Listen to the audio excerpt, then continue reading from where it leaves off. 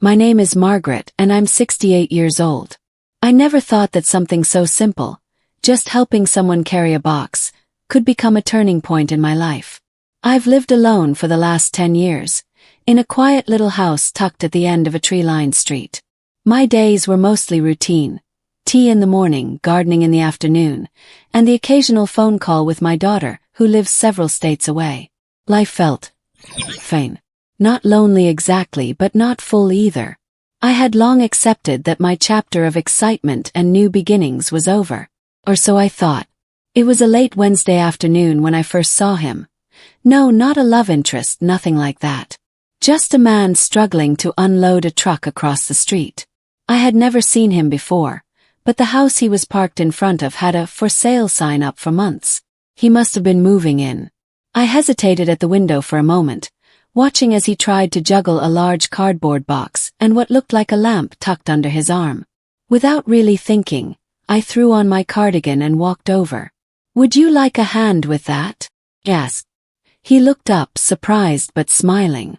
"That'd be lovely, thank you." His name was Jeremy. Mid-40s, maybe younger. As we carried the box up to the porch, I learned that he had just moved from the city to take care of his aging father. He was kind, polite, and surprisingly easy to talk to. Over the next few weeks we spoke more. Not every day, but enough. Sometimes in passing while I tended to my garden, other times over tea that he insisted on bringing from a little cafe in town. One afternoon, he knocked on my door and asked if I'd be interested in helping him renovate part of the backyard into a small vegetable patch. "Someone who's clearly got a green thumb could teach me a thing or two," he said with a grin. It had been years since anyone asked for my help with anything that mattered. I found myself looking forward to those short sessions more than I cared to admit. Not just because I enjoyed the work, but because I felt useful again. One morning, as I was clipping rosemary by the fence, Jeremy called out. He had built a bench at the edge of the garden, overlooking the yard. "I figured you needed a proper spot to enjoy your masterpiece," he said. I laughed.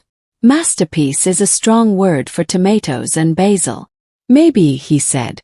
"But it's more alive now. So are you, I think." Pause. That comment caught me off guard. But he was right. I had been smiling more, standing taller, even wearing earrings again, which I hadn't bothered with in years. He never pitied me. Never treated me like I was fragile or invisible. In fact, he spoke to me like someone worth hearing. The most unexpected part of this story isn't romance. It's connection. We started having Sunday dinners together. He'd bring something from the farmer's market, and I'd cook the way I used to when my husband was still alive. I dusted off old recipes, pulled out tablecloths I hadn't touched in a decade, even started writing again. Just little notes, reflections in my journal. One night, during dinner, Jeremy thanked me. "You've given me more than help," he said. "I moved here to take care of my dad, but you've made this feel like home." And I realized he had done the same for me. The house still stands at the end of the street, the garden greener than ever.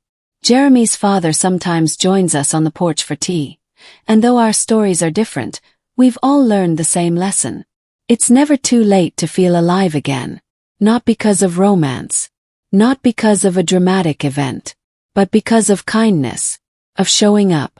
And that, perhaps, is the most beautiful surprise life can offer.